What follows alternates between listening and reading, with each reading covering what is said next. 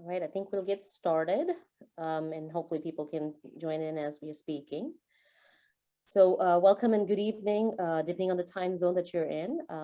I'm here today for another webinar as part of our NANETS monthly virtual programming session. I guess we're still virtual and hopefully we'll be meeting in person someday soon. Today's session, we're going to be talking about male allyship, and some things just can't wait, and we have to stand up for gender equity. And as part of the Women in Neuroendocrine Tumors networking session, this is the theme of the webinar today. My name is Chandrika Chandrasekaran. I'm one of the medical oncologists at the University of Iowa. My partner in crime, Dr. Namrata Vijayvargiya, or Nina, is on vacation, and we kicked off this Women in Neuroendocrine session last year together, and hope to continue to provide some exciting sessions and talks on a periodic basis through the NANETS webinar. It is my pleasure to moderate the session today. Before we get started, I just wanted to take a minute to acknowledge Dr. Tom Odorizio. And it is perfect that the theme of the webinar today, the first event with NANETS after his demise, is actually male allyship. I've been fortunate to have been at Iowa and worked with him and interacted with him in person for about 5 years. And speaking of male allyship, I cannot think of a better example than Dr. Odorizio.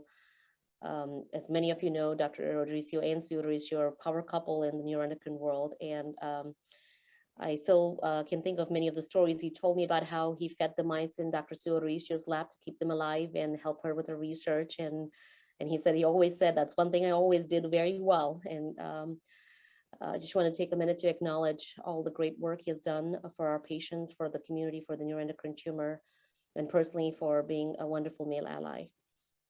I'm going to talk about as we all know, NANETS is committed to diversity and celebrates and strives to embrace all aspects of diversity within the organization and programming. We advocate for equity and inclusion, but not just limited by socioeconomic status, race, ethnicity, language, nationality, sex, gender identity, sexual orientation, religion, geographical differences, disability, pretty much any other differences that could impact any kind of participation in care or organization. NANETS is committed to increasing diversity within our activities and structure to reflect all aspects of the neuroendocrine community we serve. We strive to cultivate an open, transparent, and supportive culture where we all welcome and feel welcome. So we encourage members to contribute and participate fully. And as part of the theme, this is another initiative through the Women in Network, Women in Neuroendocrine initiative. So we welcome all healthcare professionals across all disciplines, across all stages of their career, to join our society and contribute and make it richer. It is my pleasure today to introduce our featured speaker, Dr. Shikha Jain. I think a lot of people in the audience may already know her. She's a board certified hematologist and oncologist, and she's kind of been a star in this field of women in medicine. She's got many accolades to her list, and I can only talk about a few, and I guess I probably won't have time to talk about all of them. She was named a Rising Star in Medicine by Medscape in 2020 and one of the modern healthcare's top 25 emerging leaders in 2019. Also, she's been awarded the Rising Star Award in Lead Oncology Conference and nominated in 2020 as Women Leader in Oncology. She's the director of Women in Medicine initiative, and she actually runs an annual summit.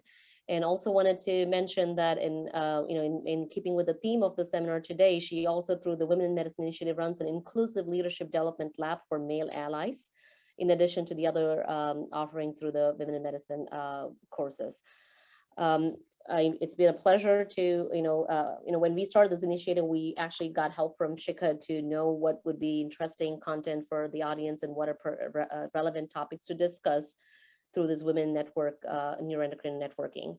She's also serving on many committees and is a regular speaker on the topic of gender equity across many non-oncology disciplines as well. So without much further ado, I'll give the floor to Dr. Jain to start her talk. Shikha, thank you for joining us today. Thank you so much for that lovely introduction. And thank you so much for everybody for joining us today. And thank you for inviting me to speak. So I am talking about allyship today. And I will say that I had a lot of slides and I cut them down a lot because When I talk about this topic, there's a lot of data out there. There's a lot of science. There's a lot of research, but I don't want to bore you with all of the numbers and the details today.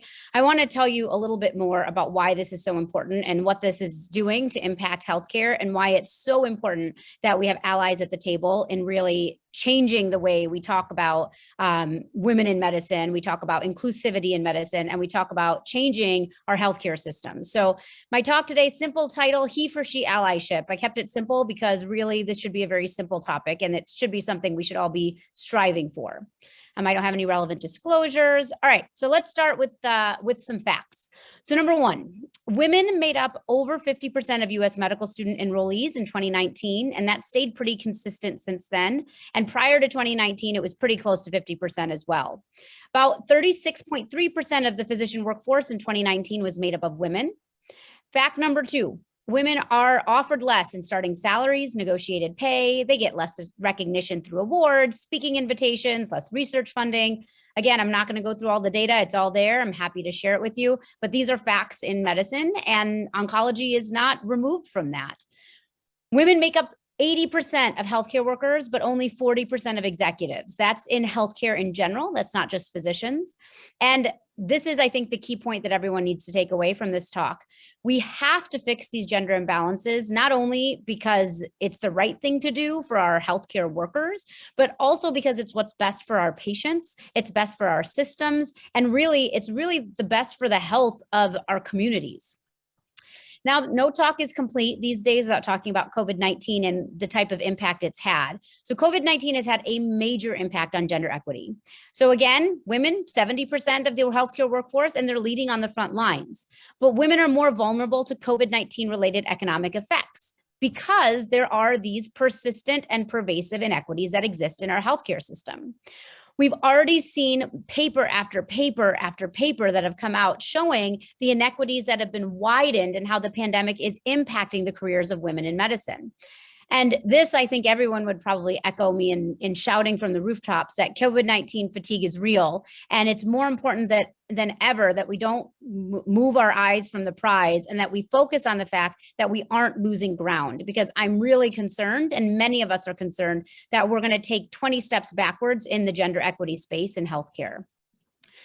So the really interesting thing about the pandemic especially and what it's done for gender equity is prior to the last 5 to 10 years, I would say the inequities that exist within healthcare weren't really discussed in the press. They were discussed by academics. They were discussed in papers. Now these topics are starting to be discussed by people who aren't even in healthcare. And the reason it's starting to be discussed is because, well, it's impacting patient care and it's impacting institutions when we're seeing women leave medicine. At the end of 2020, the US economy lost 140,000 jobs, and all of them were held by women. Now, keep in mind, that's not just in the healthcare workspace, but there have been so many articles that have come out talking about the hemorrhaging of brilliant young women and senior women from healthcare. And we're losing these women not because they're ambitious, or not because they are not ambitious. We're not losing them because they don't care about medicine or they don't love their jobs. We're losing them because these barriers that exist within these structures that were created years and years ago before there were women in the system, those systems are literally built to not help those who are working the hardest. And so we're going to talk a little bit about what that means. I included this tweet because I thought it was especially, it really exemplified what I'm talking about. So this is January of this year. Dr. E. Bloomgarden tweeted, "Take a look at the articles that were shared just today. This can no longer be ignored." So these articles range from why so many women physicians are quitting, life is impossible right now for physician parents. This latest surge has pushed healthcare workers to the next level. Why we should celebrate the Great Resignation. It just goes to show you how much the impact that the inequities in the healthcare system are having not only on our healthcare workforce, but are also having on the communities that we serve. So Dr. Kelly Cockett and I actually published a paper with Dr. Pauline Clance, the woman who originated the concept of the imposter phenomenon or imposter syndrome. And what we describe is one of the reasons why we think so many women are leaving medicine. Many women who go into healthcare and go into medicine are very ambitious. They're very hardworking. Sometimes they're type A. But what happens is many of those women have imposter phenomenon where they feel like they're not good enough. And so oftentimes we make the joke that in order to apply for a position or for a promotion, women try to fulfill 15 of 10 of the requirements, while men often will put themselves up for an opportunity when they fulfill 5 of 10 requirements. And so this imposter phenomenon is something that many ambitious, successful women already feel. Now, when you add into that the fact that we have implicit bias that impacts the way we interact with each other, and then on top of that, the inequities that exist within our healthcare system that fuel imposter phenomenon and implicit bias, you end up with this endless cycle. So let's talk first about implicit bias. Implicit bias is not new, and it's impacted gender in healthcare for centuries. It wasn't until the post-Civil War era when women started to enter into the healthcare workforce. It's the time that the first generation of female physicians started to advocate that women are not just sickly and frail. Because up until that point, anytime a woman came in with an ailment, she was seen as having hysteria, or she was seen as being over-exaggerating. And they were often seen as not vital and not as strong as their male counterparts. In the 1970s, the FDA actually had a policy that prohibited any women of childbearing age from participating in early stage drug trials, and women were even included from observational trials. It wasn't until 1993 that Congress passed a law that said women needed to be included in NIH-funded clinical research. What that means is even today in 2022, some of the medications we prescribe, the ways we treat women, the ways that we treat our patients are based on data that was only collected from the male population. It's why a lot of times women present with heart attacks but don't have the typical symptoms. So oftentimes their symptoms are ignored or overlooked because they were not included in the clinical trials. We have medications that are dosed for male physiology and they aren't looking at women because, again, women weren't included in those trials. So what happens when you have all of these things compounding on each other?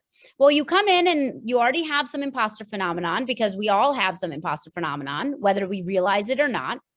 Then there's those inequities that are in our systems that are based on implicit bias and in some cases explicit bias. So again, the data is out there. Qualified women are less likely to receive awards, less likely to be published, less likely to be promoted, less likely to get leadership opportunities or speaking opportunities. They get less grant funding. They're paid less.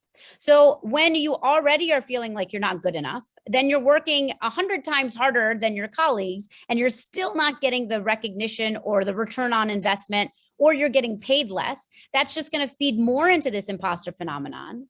And then on top of that, we have the emotional exhaustion that often occurs with women, where there's a biological clock phenomenon where we're constantly being asked or thinking ourselves, do I need to get pregnant? Do I need to start a family? Do I even want a family? Have I missed my window of opportunity? And then for those individuals who are in the sandwich generation, where they may be taking care of their older parents and then also taking care of children, or even those individuals who don't have children, who don't have elder care, there is still a great deal of emotional exhaustion. And studies have consistently shown that women stereotypically are more likely to be responsible for the home, household, for the domestic responsibilities. And so when you've got imposter phenomenon, you've got inequities, you've got implicit bias, you've got this emotional exhaustion. They all feed back in to this endless cycle. And what happens? You have women who are burning out. And they're burning out not because they aren't resilient, not because they aren't hard workers, not because they don't want to be successful. They're burning out because no matter how hard they work, no matter what they do, no matter how many hours they put in, no matter how many grants they submit, they are still not able to reach the same level as some of their male colleagues. And again, it's not their male colleagues' fault, it's the way the system is set up. So what's the impact of these inequities? The lack of opportunities can result in long-term impacts on the advancement of women's careers. And it can also reinforce the perception of a lower status, which then fuels imposter phenomenon. These implicit biases or unconscious biases, such as introducing women by their first name and men by their title, or constantly suggesting a man for an opportunity because the woman has children, or, she might need to take care of her aging parents. Those types of things amplify isolation, marginalization, and result in professional discomfort. That then leads to decreased job satisfaction and burnout. And this is where it really impacts our patients. There is a direct link between the advancement of women's health and the advancement of women in academic medicine. It has been shown time and time again, when you have diverse leadership and when you have leadership that's representative of the people you are leading and of the communities you are serving, those organizations tend to do better and they have better retention of their employees. Not only that, we had a study that just came out recently that actually showed women surgeons had lower complication rates and lower readmission rates when they were operating on women patients as compared to their male colleagues. So again, this is not to say that women are better than men or men are better than women. It's just when women and men are doing equivalent work, the women are often not recognized and they're not given opportunities because of these inequities that exist within our system. Now, that being said, women in medicine are amazing and they get incredible things done, especially over this pandemic. We've seen women in medicine step out of their comfort zones, be interviewed on TV, do advocacy work towards vaccine drives, doing all of this extra work that is not a part of their jobs. They're not getting paid for it. They're doing it because it's what's right, it's what's important, and it's what's best for our communities. Seeing these incredible women physicians and medical students get out there and really make a difference by putting together vaccine drives, by educating communities, by doing community outreach, by going above and beyond for their patients. Women in medicine have really stepped up to the task and have done so much to really impact their healthcare systems and their communities. Unfortunately, what happens is a lot of this work is done in the third shift. So pre-pandemic, I published a paper with some colleagues talking about how women have 3 shifts. The first is your regular job. The second is your responsibilities at home. And then the third is all of this equity work that is uncompensated, unappreciated, and is often done between 11 p.m. and 1 in the morning. Now, Dr. Julie Silver, during this pandemic, coined a term, the 4th shift. And the 4th shift she described as COVID-19 work. So what is the 4th shift? Examples of that include unfunded research on COVID-19, disseminating information on the benefits and risks of new vaccines, volunteering or creating vaccine sites, the additional mentoring and support that trainees needed or faculty needed for pandemic-related concerns. Unfortunately, women tend to have less or no paid administrative time. And so there are significant gender differences in this 4th shift. And women often work late at night and on weekends without compensation. And not only that, these tasks are often relegated, or the women are often voluntold that it's their responsibility to do these things, while their male colleagues are getting opportunities for grant funding or research, things that are going to advance their career. The AAMC came out with this report late last year talking about the wide pay disparities that exist for physicians. And this is, again, the data is very clear. Women physicians and scientists, just like the rest of US labor markets, are making less for doing equal work. The challenge is women are often spending more time on these necessary organizational services, so committees, work groups. These types of things are critical, but unfortunately, they take away time from things that are compensated, especially in academic medicine. So things like RVUs or grants or publications. And so Dr. Gottlieb has this quote in this piece, which I think is so powerful and so true. The traditional way of compensating physicians and faculty inadvertently devalues women's contributions while it monetizes men's. The women's contributions are equally, if not more important than the publications and then the grants. But unfortunately, because of the way the system is set up, those types of contributions are not valued at all. This study came out looking from Lean In and McKinsey. And what they did was they looked at women leaders during the pandemic. And just like what was described in the AAMC report, what they found was that of all women that they surveyed at levels of management, all women showed up as better leaders. They were more consistently doing work that supported their employees and championing DE&I efforts. The work they were doing was critical, and this critical work was disproportionately done by women. Companies were getting great rewards from the efforts these women were putting in, but most of the women said that they'd felt burnt out. Almost 40% had considered downshifting their careers or leaving altogether. And only a quarter said that this extra work they were doing was formally recognized. And so what this paper suggested was that women leaders, again, are disproportionately doing the work to make their companies be better and do better. Their companies need to do better by them. And that's exactly the same thing we see in healthcare. This study we published looked at how the pandemic affected women in medicine. What we found in this study was that women really, 46% perceived gender bias in the workplace. 70% experienced high levels of stress during the pandemic compared to only 16% before. And women were really perceiving these higher stress levels, increased uncertainty in their careers, increased demands at home. And so we concluded from the study that right now is a watershed moment in our history where we could take this pandemic and we could find ways to change the system and fix it. We looked at men and women in dual physician couples during this pandemic as well. And we found that women were more likely than men to worry about job security, finances, personal health, their partner's health, and children's health. And this was even more prevalent for women who had kids under the age of 5. Now, a lot of people say, well, great, let's just get more women in STEM careers. Let's get more women into medicine, which is great. And we should absolutely be encouraging women to do that. But the problem is once women enter into these careers, we are not supporting them to be successful. When I was asked to give this talk, I actually posted something on Twitter. And the comment I made was, whenever I give a talk on gender equity, especially when there are men and women in the crowd, I'm often told at the end, there is no problem with gender equity in healthcare. Women just complain too much. So I posted the question on Twitter and I said, can you share with me a time where you've been harassed, where you've been talked down to, where you've been had a challenge in your career, either as a trainee or as faculty? So I can't share the majority of the comments that people left because some of them are triggering to some individuals and some of it is really, I wouldn't be able to share it in a professional place because it's such egregious work. But I'm just going to show you, and again, we're not going to read all these tweets, but I'm just going to show you, this is just a handful of the tweets that I saw. People saying that senior faculty had said that med student spots given to women were wasted. Senior resident was making a joke about sexually harassing me while sexually harassing me. As an M3, a patient attacked a student, and then she was told not to make a big deal about it. Admissions interview, how do you combine career and family?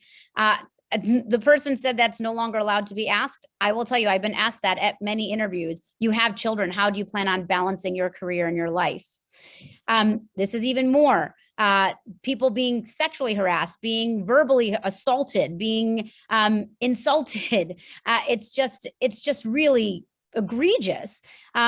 This one I thought was really powerful. A male whom I asked to nominate me for a top position at a national organization saying, I'm just worried as a mother of 3, you won't have time for this. So these, again, some of these are really egregious and awful. Some of them we brush off. I can't even tell you how many times people have said things to me that I just ignored and moved on. But it is such a pervasive part of the way our medical system is set up and the way our culture is set up. Unless we start changing things from the bottom up and from the top down, we're going to continue to lose brilliant women from medicine. Women tend to report a drop in confidence about their work opportunities. When women start working, they often feel that they fit into this stereotype of success within the company. As they become more experienced, they don't see themselves fitting into those roles anymore. At the beginning, women feel that they're often supported of career aspirations, but they don't feel that as they spend more time in the workforce. For women, aspiration and confidence often erodes in mid-career. There was a great paper that Dr. Nancy Spector and colleagues published talking about how in academic medicine, mid-career women are often seen as invisible. And we see this in the corporate world as well as in medicine. When we talk about women have aspirations to ascend into leadership, as they start their jobs and their careers, a lot of women feel that they can. By the time they become more senior, they don't feel like they can anymore.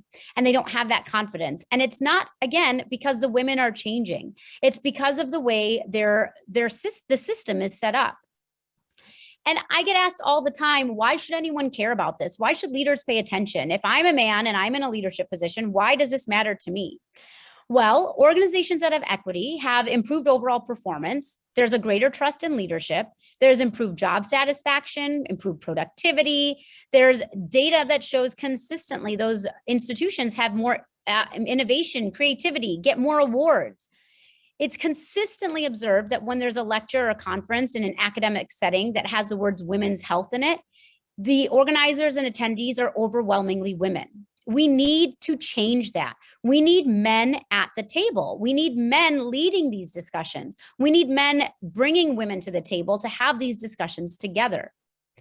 Women now outnumber men in med school, and that can be a good thing. And I mentioned that earlier, there is so much data coming out showing that women spend more time with patients. Women have less admission rates. Again, this is not to say that women are better than men. It just goes to show you that if we keep losing our brilliant women from medicine, we are going to lose a huge population of phenomenal clinicians, academicians, and incredible ideas and innovations that aren't going to be seen to fruition because we're running these women out of their field.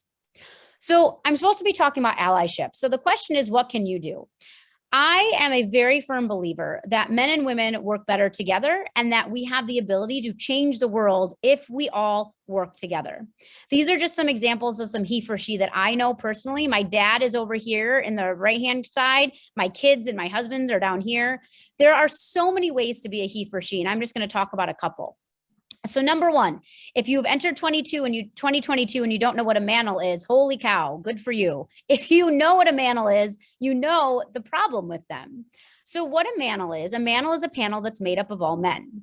And Dr. Francis Collins came out a few years ago condemning all male panels, saying he would not participate in any conference or any panel that was only men. Now there's WANLs, which are all white panels, and manfrances, which are all male conferences. And I find this comic incredibly funny because it's so true. And we've actually seen multiple examples where there'll be a table of men talking about women's health or talking about the issues that bother women. And this quote here, it's a real honor to be surrounded by so many experts on women.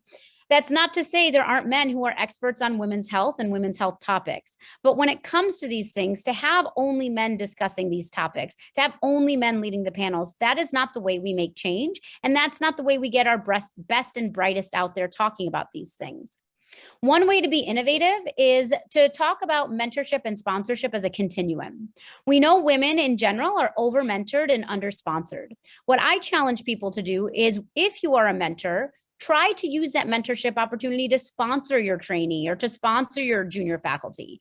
Sponsor them from opportunities. And then after you sponsor them for the opportunity, mentor them to be successful. So you can sponsor someone for, let's say, a talk and then offer to go over their slides with them. You can sponsor them for a talk and say, hey, this is the audience that's going to be there. This is how you should tailor your topic. There's really great ways to be both a mentor and sponsor. And we need to stop thinking of these as two completely independent opportunities. You can be a mentor, you can be a sponsor, you can be both, but the people who get the most out of these relationships are those who mentor and sponsor. We need to change the way we think about scholarship. So Dr. O'Glasser posted this, and I think this is incredibly important, especially in this pandemic time. And she quoted another colleague, "Our job is not to create knowledge obscura, trapped in ivory towers and only accessible to the enlightened. The knowledge we create and manage needs to impact our communities. We need to be looking at promotions and ways to recognize the work that's being done. That's community engagement, that's education, that's things that weren't there 20 years ago. There are so many ways to utilize social media to educate and engage and to move the field forward. Those are the types of things we should be incorporating and including in our promotion and tenure packets. These are ways in which we can amplify others, and we can really make a difference if we think about creative ways to use our CVs to promote the work that we've done during the pandemic. We published a paper in PNAS talking about how you can use the CV to promote gender equity. And not only that, how you can use the CV really to promote yourself and to showcase the incredible work that you've been doing during this pandemic. For example, if you were in a clinical space and you were asked to lead a COVID unit, if you were asked to do research that was not in your normal space, many of us have been doing oncology research that is related to COVID. Some of us have been doing research that is totally outside of our wheelhouse on healthcare communication, on vaccines, on things that aren't directly related to our subspecialty area. That all needs to be included. If your research funding was halted because of NIH funding during the pandemic, these are all things that need to be accounted for on your CV. We also encourage people to include things like disruptions due to family situations. For example, if you had a sick family member that you were the primary caregiver for, taking care of in the ICU during COVID times. To ensure these P&T committees are equitably evaluating the pandemic period for all faculty, we need to have a critical juncture where we talk about how we're going to shake up the P&T process and utilize a matrix where we can change the way we talk about what is valued in our academic communities. Being a male ally is so important, but these days we even say more than a male ally, we need male accomplices. We don't just need men at the table saying, oh yeah, that's the problem. Oh yeah, we should fix that. We need men who are saying, this is a problem. This is how we fix it. We need to have men who are intentionally sponsoring women.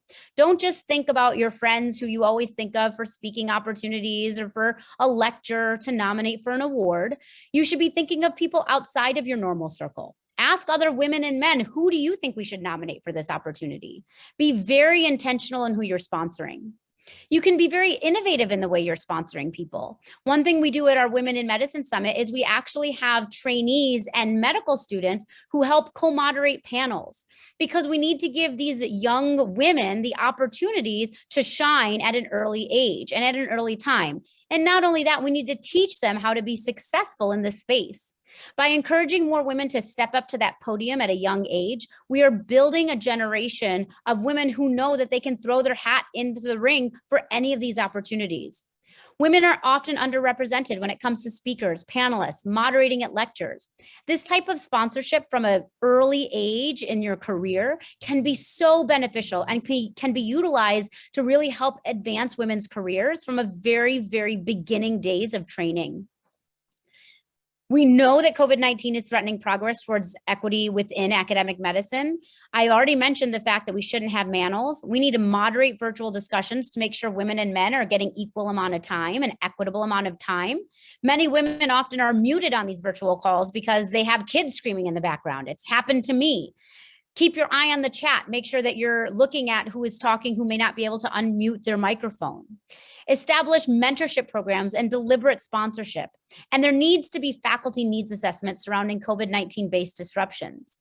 And this is really important. We need to be intentional in assigning this non-academic service related activity that does not give return on investment to the people who are delegated to these committees.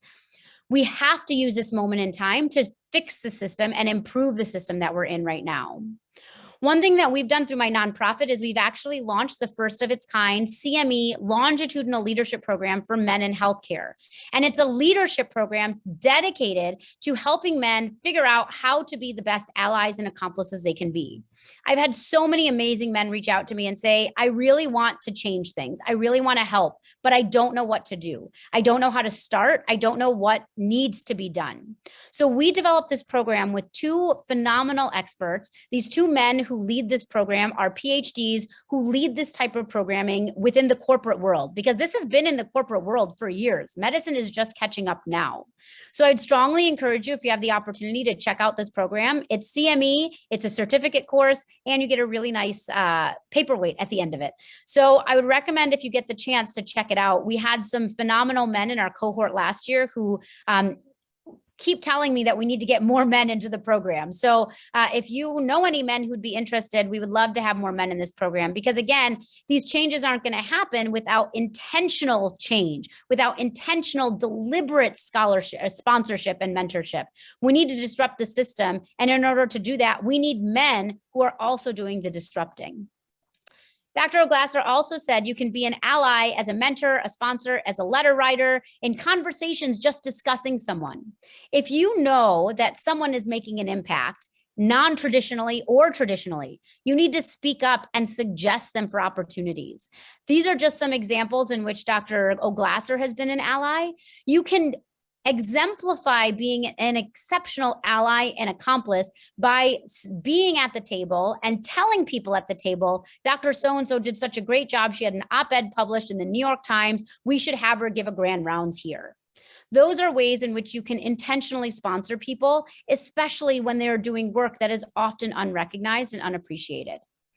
We also just launched a speakers bureau, the first of its kind Women in Medicine Speakers Bureau. This is a great way to sponsor people to really get to that next level of thought leadership. We want to give women the opportunities to change the narrative. And in order to do that, we need to end the mantle. We need to end the all male conference. We need these women who are brilliant and incredibly accomplished, who are getting overlooked simply because they don't have time to do all the networking, or don't have the opportunity to go to all the golf outings or the bar events, or who don't have the time to make it to every single 7 a.m. meeting, but are working from 11 p.m. to 2 a.m. doing the work and doing more work than oftentimes people give them credit for. We need to give those women the opportunity to be promoted and to be amplified and to get these opportunities they often miss out on. And finally, these are my top 10 tips for advancing women. I think that when we talk about advancing women, I often get people saying, well, we don't want to advance women who aren't qualified. And I agree. There should be no tokenism. We shouldn't be just giving women opportunities so that we can be 50-50. That is not equity. What is equity is promoting women and quoting women and inviting women and nominating women who have shown their worth, who have shown that they are dedicated to the cause, who have shown that they are incredibly hard workers. They are brilliant. They may not be always the one who's out there tooting their own horn or amplifying themselves, but they are going to be the women who work really hard, show the results, but don't always get the credit. You need to identify your own implicit bias, because we all have implicit bias. It's how we live our lives. We all have implicit bias that impacts how we interact with others. So we need to identify it and then make sure that it's not impacting the way that we interact with others in a negative way. Be an upstander, not a bystander. So this goes back to allyship and being an accomplice. You need to, in the moment, address things. We did a Twitter Spaces last night where Dr. Manisha Sharma said something that really resonated with me. She said, I know all these men who after the fact will come up and say, oh, that wasn't right. They shouldn't have said that. You shouldn't have had that happen to you.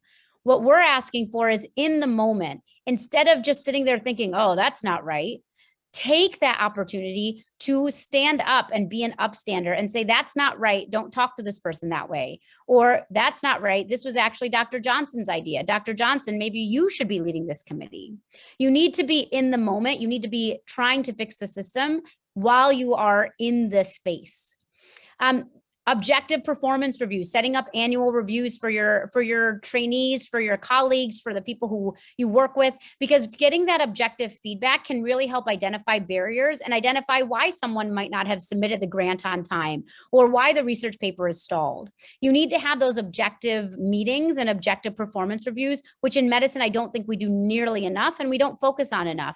And that is really the way to improve things, to really make sure that people are living up to their full potential, because it could be that they have something else going on that you don't even know about. And that's why they are not able to accomplish whatever their tasks are. Maybe they're too bogged down with the 15 other committees that they've been assigned to that aren't really amounting to much. So find ways to have these objective reviews so that you can help people navigate what they need to do and what they don't need to be doing to improve.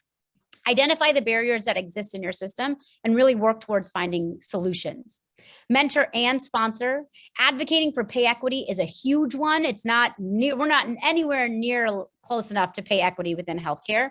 I get into arguments about this all the time with people. It happens in private practice. It happens in academics. This is a problem. The data is there. This is not made up. It does not mean that women are taking more maternity leave or working part-time. All of those things are accounted for in these studies. We need to be advocating for pay equity. Women should not be getting paid less for doing the same amount of work. We need to work on fixing the system, not the women. And we need men at the table fixing the system, not just women at the table.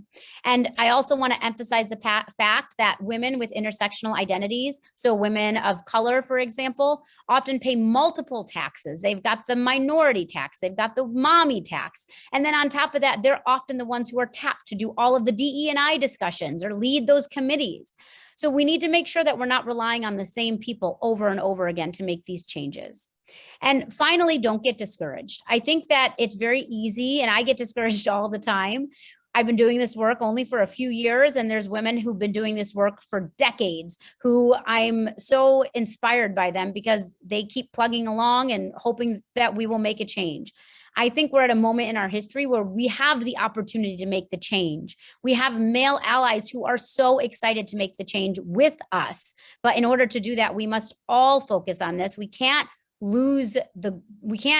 what is that quote? We can't lose our eye on the prize. We need to keep our eye on the prize. That's what it is. We need to keep our eye on the prize. We need to make sure that we're focusing on achieving gender equity in our lifetimes, because it's the best thing for organizations. It's the best things for our patients. It's the best for our communities. And at the end of the day, it's the best for our healthcare workforce.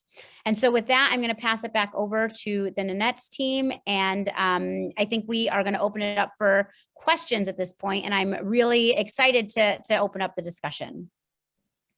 Thank you, Dr. Jain. That was phenomenal. There were just so many things that you talked about, and some of the facts are just kind of sobering, I should say. But and it was really good to kind of look at the last few slides about the theme of male allyship and he for she.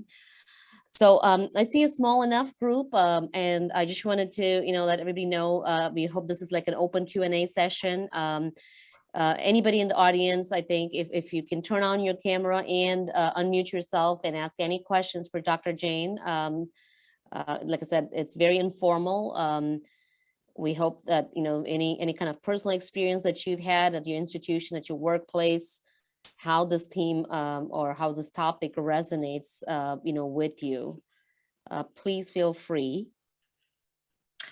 Hi, is it okay if I ask a question?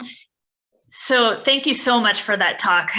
It was really great. And one question that I think about a lot in this space is the systems change. So you mentioned this on one of your slides, that the system really needs to change. It's not changing the women, right? And I feel this even more in COVID with all the wellness talk and all the whatever about burnout. But every wellness thing is, you should do this, you should meditate, you should do yoga, you should do whatever. And I feel like it's the same with equity discussions as well. How do we really move it forward from those kind of suggestions to systematic changes? Because all that takes money, right? And in reality, a lot of this is all set in finances. So even as you mentioned, the work that's being done, that's not being paid, if you take a capitalist approach to everything, the money has to come from somewhere, right? So do you have some suggestions on how we move that forward? That is an excellent, excellent question. And you're right, money is what drives everything, right? So there's a couple of ways to do that. So one way to do that is to map out for your organization the return on investment. So it's hard to quantify, like when you've got RVUs, you can say, okay, I made this many RVUs, so this is how much money I generated. It's hard to say, okay, I was on this committee, we made these changes, this is how it improved the system. That is definitely a challenge, but it is something that is possible to do. Sometimes getting an external consultant to come in and say, okay, these are all the things that women are doing.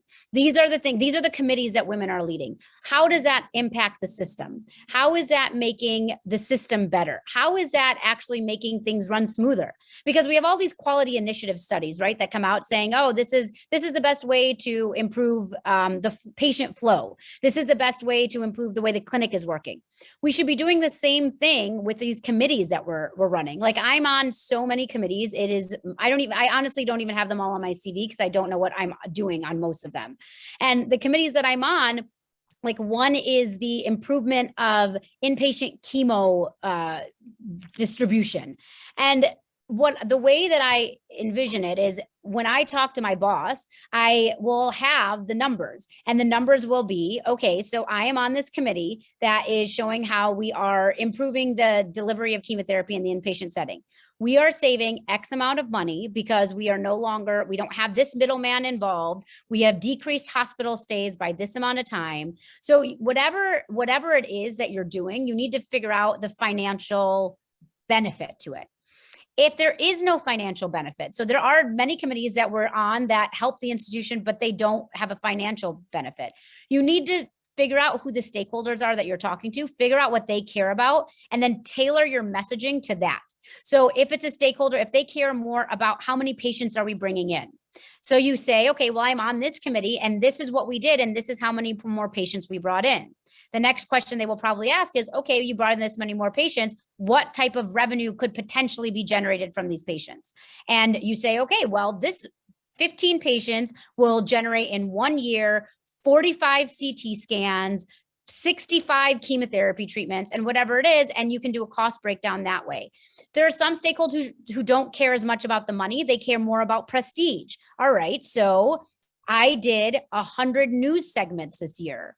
That has nothing to do with money. I don't get paid for it. The institution doesn't get paid for it. But due to that, I have gotten our institution into the national space. So we need to change the way we're thinking about things, and we have to change the way we present things. So like when I went up for my promotions last year, which it takes a year and a half at UIC, maybe I'll know sometime this year if I'm getting promoted. But the way that when my CV came across the desk, the first thing they said was, you have a lot of social media on here. What does that matter? And I said, well, let me break it down for you. My social media has resulted in a New England Journal of Medicine paper. It's resulted in a CME Twitter chat. And so you have to, a lot of the systems are based in the old way of thinking. You have to marry the old way of thinking and the new way of thinking and say, this is what I am doing. That is what is happening in 2022. This is how it interacts with the way the old system was set up. Now let's think about how it's impacting the institution in 2022.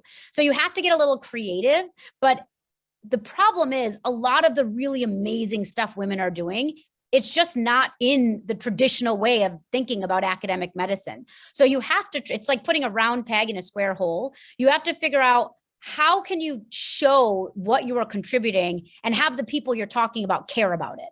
And you do that by figuring out, what do they care about? Now, how do I show that this is impacting what they care about? And most importantly, you need allies. You need allies in leadership. You need stakeholders who are going to take up that banner for you. Like my boss is amazing. And when I do these things, he's like, Shikha, you're going to get promoted. Don't worry about it. I've already talked to them and I've already told them this, and this is why you need to get promoted. Whether it happens or not, we'll see. But you need those champions who are in the room when you are not in the room, who can talk about you and talk about your contributions. And that is how we start to change the system. We need those allies in that space talking about us when we are not there. Thank you, Shikha. There's some chat activity. I think somebody commented that there's a GI Cancer CA Symposium actually has more women speakers. I like one of the tips that we talked about. I just had, and if anybody else has questions or anything that they want to discuss, like I said, please feel free. You know, along the theme of what you and Lauren were discussing, you know, women often underplay their work, like you said, you know, and you know, to identify the male colleague or ally to kind of play up what you do, I think is very, very important. But, you know, in an institution or a system, how, you know, to seek out, let's say as a junior colleague, I'm going to talk a little bit more about an early career person, you know, as you're learning the lay of the land, how and what, you know, you're afraid to speak up sometimes. Any kind of tips for specifically early career women in the group, just kind of to think about, you know. You need allies. You need men and female women allies. Like you got to have them. You got to figure out who are the people who are going to stand up for you and who are going to help back you up. I will tell you, this is a lesson I learned the hard way. It's taken me years to get to this point where I've had really awful things happen to me because I didn't have the right allies. I thought I did, but I obviously was not smart enough to do it the way that it needed to be done. So I think having allies is key. And you need allies who have more power than you, who have more connections than you. And you also need allies who are at the same level as you. Because again, you can't be in every place at the same time. And you need people to stand up for you when they're with you and stand up for you when you're not there. Because it's very easy in medicine and especially in oncology and neuroendocrine tumors, where we are a very small community. The whisper network, as Pam Coons and I talk about, is a very powerful thing. And so you need people who, when somebody is whispering about you, you've got somebody else who's got your back who can say, actually, that's not true. This is who this person is. This is what they're contributing. Not only that, women are really bad at bragging about themselves, and women are really bad at asking others to brag about them for them. So what I learned in the last couple of years is you can ask people to nominate you for an award. I didn't know that. You can text people and say, hey, there's an award that I think I'd be great for. Could you nominate me? You can text people or message them and say, hey, I had this paper come out. Would you mind amplifying it for me? Men do it all the time. Like all the time. I didn't realize that until a man emailed me and said, hey, Shikha, can you nominate me for this award? And I was like, holy cow, we can do that. So I think that it's important that we realize that we are going to work hard. People aren't going to notice. we're going to do a lot of work and we're going to keep doing all this stuff. And we're going to want someone to tap us on the shoulder and say, wow, you did an awesome job. It's not going to happen. Sometimes it does, but more often than not, it doesn't. So you need people out there championing you. You need people talking about you, because that's really the only way that we can amplify each other, and your friends can do it for you. Your colleagues can do it for you. Anyone can really do it for you. I think Janice had a question. Yes, yeah, I was gonna, yeah, go ahead. Thanks very much, Dr. Jain. Just to sort of expand on changing the system versus changing the culture. And I think that what you've been talking about is a lot of grassroots, concrete things that help with the system change. But what is your advice about changing the culture? So, and the culture across medicine differs. I'm a surgeon, and I can tell you the surgical culture is very different than the medical culture. And yet we do share very similar challenges when it comes to women in our field. But I think my experience is systems are one. They're easier to have organizations tick those boxes off. But the bottom line is changing culture. And that is very hard to do. What is your advice there? You 1000% are correct. My dad's a surgeon, so I've seen this since I was a kid. He taught me how to navigate these types of things. It's not as bad as you said in medicine, but it's bad in surgery, and it can be really bad in medicine too. So what I have learned in changing the culture, and I'm starting to see it, I'm cautiously optimistic. So I had a colleague who gave a grand rounds the other day, and a CT surgeon came on and basically berated her and said women should just be nurses and leave medicine altogether if they can't handle it. And what happened next was the CT surgeon is now being disciplined, and they have a meeting with him. So I think that the culture, it's different than it was 50 years ago.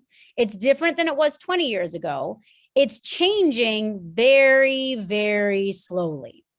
But I think right now, especially with this next generation of physicians that are up and coming, I think that there is going to be a huge culture shift, because a lot of the women who are coming up in this space, they don't give a crap about this stuff. They won't put up with it.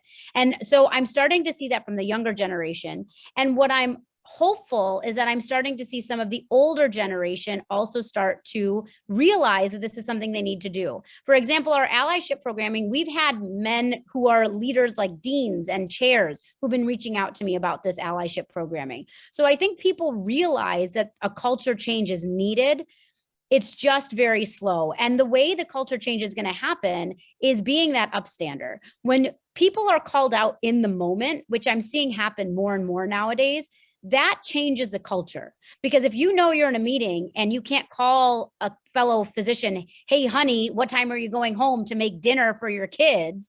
When people realize that's not appropriate, when somebody calls them out and says, hey, you can't talk like that, that is the beginning of culture change. And that's why I always talk about having allies in the room. So whether it's a man or a woman, I've said it to people. People have said inappropriate things. And I mean, I've literally turned around and I've said, that was inappropriate. I think you meant to say something else. Do you want to try that again? And sometimes I treat people the way I treat my kids. And I'm like, okay, let's try that sentence again, because I don't think it came out the way you wanted it to.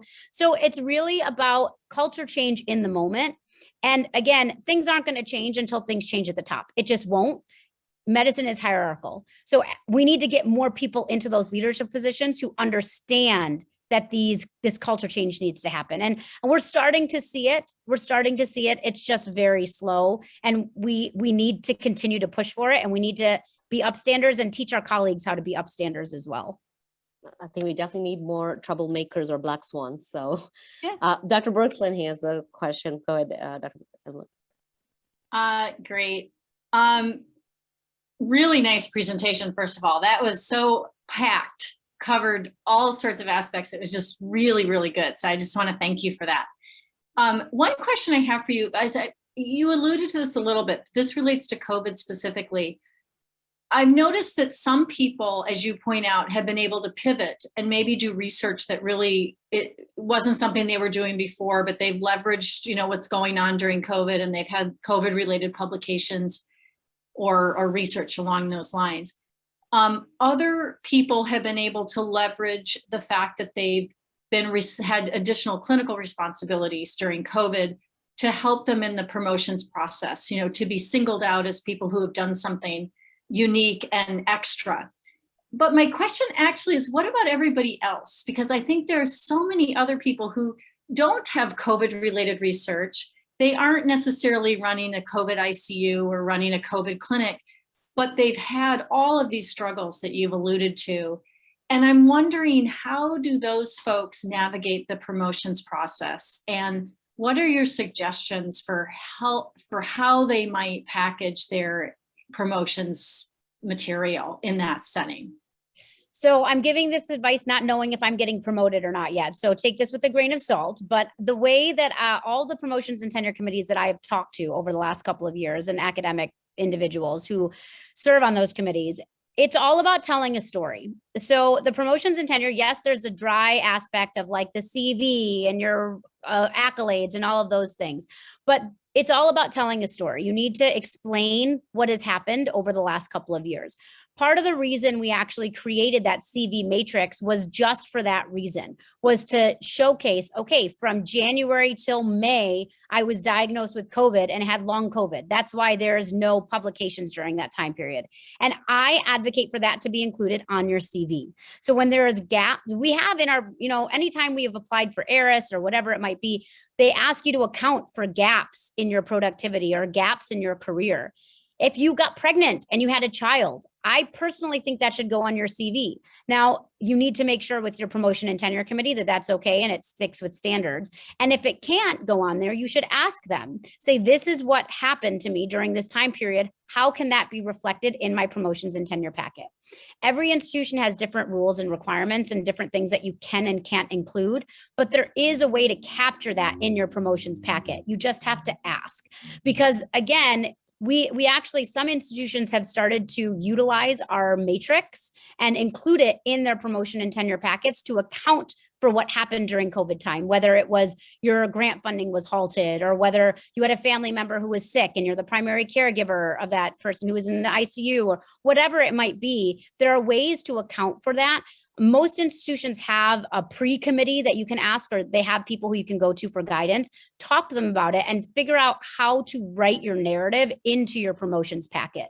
Because again, I've noticed a lot of grace has been given, more than it has been in the past, which is again why I'm cautiously optimistic that things are changing. The pandemic has allowed for people to include these types of life events into their CV and acknowledge why something wasn't done. So I think it's doable. You just have to figure out what your institution's policy is and then ask them, what is a way to create the narrative so they understand why my CV looks the way it does and why there's a gap here, or why during COVID I wasn't able to produce as much. And again, it's usually women who have those gaps. So it's important to be open and transparent and not be ashamed and talk about it and figure out how to incorporate that into the promotion and tenure packet. Yeah, thanks. I think as your point is well taken, it's really a culture shift, right? Because most people, there's this big separation between home life and work life when it comes to your CV and your promotions packet. And I've just been astonished, the stories are different from women to women, family to family, what people have gone through over the last couple of years. But I have no doubt that everyone is working harder, just various different tasks, all the different baskets. And it's a shift to be upfront about that and honest about that in your promotions materials. Thank you. And I think there's a lot more willingness to accept that now because of this pandemic. I'm hoping that we don't go back to the way it was before, because I am seeing, like, one of my things they said, there's no way you work this many hours. Literally, my promotion packet came back to me and they said, we had a question, the number of hours you put seems impossible. Did you not take vacation? And I literally responded, I said, we have been in a pandemic for 2.5 years. I have not taken a vacation in 2.5 years. And yes, these are the hours that I calculated. I'm happy to cut them in half if that will make my promotion packet go through, but then I would be lying. And so they asked me to put 3 lines at the bottom to explain why the hours I had put were so high. And I accounted for them. And the guy was like, yeah, I don't know how you could have done this amount of work and not work this many hours. And I said, well, then the promotions and tenure committee needs to see that. I'm not going to lie because they've never seen somebody put this many hours. I bet you people are working this many hours and just aren't including it. That's not the way I work. So maybe I won't get promoted. We'll see. Well, also, I feel sometimes, for every grant that you get, that you put on your CV, you should also have a section where you list out everything you applied and you didn't get, not to make you Agreed. sound like a loser, but, this is all the effort and the sweat. And we know you don't get funded for 1,000 different reasons, nothing to do sometimes with the merit of your application, right? Yeah. So Totally agree. I include all my failures on there. I applied for all these things. None of them went through. If you think that I'm a failure because of it, now you can see where all my time is going. well, we technically, I'm told, over time, but I can see an engaged audience. So if there's some more questions from the audience, or please feel free to ask. I just also wanted to check if there's any male colleagues in the audience that want to speak up about what they find as a barrier, as an institution, as an individual, about confronting the bias, if they have any bias. And I usually pick on Nikos. I'm not going to do that today, Nikos, but so, well, I can make a quick comment. But yeah, that was really a fantastic talk, and I think the course, I was very interested in that course that you mentioned, the CME course, as that looks like a really fantastic opportunity. But I think one thing that really strikes me is a lot of colleagues and friends over the years who that I know who are male, who are part of couples with two professional people. I think I think your point about a lot of the extra duties oftentimes get dumped on the mother or the woman in the couple, and I see that very frequently with people. And I was wondering if you have any advice for how I could, if I'm talking to some colleagues or friends, and I know that they seem to be putting a lot more on their partner's plate. If you have any advice for how to bring that up with them and help them to see that discrepancy, because I think a lot of people, I think they just don't have any idea that that's happening. Yeah, that's a great question. And I'm in a dual physician family, and I have not figured it out in my own house yet. I love my husband and he does a lot, but he's a gastroenterologist and he does not do nearly as much as I do. But he acknowledges that fact. He tells me, and he's actually started doing the dishes at night, which is huge for me because it saves me a bunch of time. So I think the challenge is you don't see what you don't see, right? Like, unless we talk about it, you just don't see it. My husband is a perfect example. He told me the other day that I'd ruined all TV for him because now anytime he watches a show, he's counting how many women are there, how many Black women are there, why are there no people of color in the show, why? And he was like, literally every show, this is now what I'm thinking. And I said, good, that's how you should be thinking. So I think when it comes to these types of conversations, it depends on your relationship, but it's as simple as saying, when somebody calls taking care of their kids babysitting, be like, they're your kids, that's not babysitting. Or when they're complaining about how their partner or their spouse is tired all the time, be like, well, is there anything you can do to take something off her plate? Like maybe help with pickup for the kids, or and give it not as you're not doing enough, because that's never going to be received well, but more just being like, oh, what I do in the house because my wife gets tired is I've started doing the dishes at night, or I've started picking out the kids' clothes at night, or I'm in charge of signing the kids up for their activities, or whatever it might be. Like whatever they're talking about, you can present constructive ways for them to help without making it seem like they're not doing enough. Because that's like with my husband, it just got to the point where he was like, you're going to bed at 2 a.m. every night. What can I do to stop that? And I said, well, you can help clean up the house, and you can help me fold the laundry, and you can help me do the dishes. And he was like, all right, I'll do 2 of those 3 things. Pick the 2 that take you the most amount of time. And that's what he's doing now. So I think it's not accusing them. It's not saying you're not doing enough or you're not enough of a partner, because it's you don't see what you don't see. They don't see all the work that their partner is doing. So you just have to, when the moment arises and they're complaining about something, or they're saying something like, I don't know why she's so tired, she needs to work less hard. Say, well, maybe, maybe pick up some of this stuff at home. What could you do to help her at home? And just starting it as a conversation, or using it as a personal experience. Say, this is what I do to help my partner be less stressed at home or be less tired at home. It's not a perfect solution. And I mean, we're making headway, but there's some men who do an incredible job of it. There's some men who are just blind to it. Like Ariella Marshall sent me this text the other day where she was like, literally, she took a picture of her stairs and she was like, I left these 2 baskets of clothes at the bottom of the stairs for an entire day just to see if my husband noticed them. And she's like, and at the end of the day, they were still there. How did he not notice them? And I was like, well, next time just tell him, hey, take the baskets to the top of the stairs. The problem is then that adds even more of a mental load onto the women. So men have to start seeing it. They're not going to start seeing it until we point it out in a nice, constructive manner. So that's what I would suggest. And I felt the suggestion you gave was vicariously guilting somebody else. So it is okay. In my house, the basket will stay for a week. So, well, we are definitely over time, and please, if I can't ask for a last question, I promise NANETS staff. So, thank you so much for everybody who attended today. I have a good husband, Dr. Jimenez. He's at a chat box. Oh gosh, I hope he doesn't watch this. So thank you so much for this phenomenal, discussion and talk, Shikha. I hope we can get together again in person or through webinars for continued discussion and engaging in this conversation. Because, like you said, if you stop talking, it's out of the map. It's not on the map, and the culture change will never happen. Sometimes these webinars, this conscious efforts to talk are, I think, a way to get started within an organization, as an individual, as a group. So we have some upcoming events through the NANETS for the first time after a long time. We have a regional education conference in University of Kentucky in person, and the registration is now open. So I encourage members to think about attending and promoting the events and the rest of the upcoming webinars and the regional conferences as listed. Thank you again, everyone, for attending, and thank you for the wonderful audience participation. And thank you especially to Shikha and to NANETS staff, as usual, for making this a huge, engaging discussion. Thank you. Good night, everybody.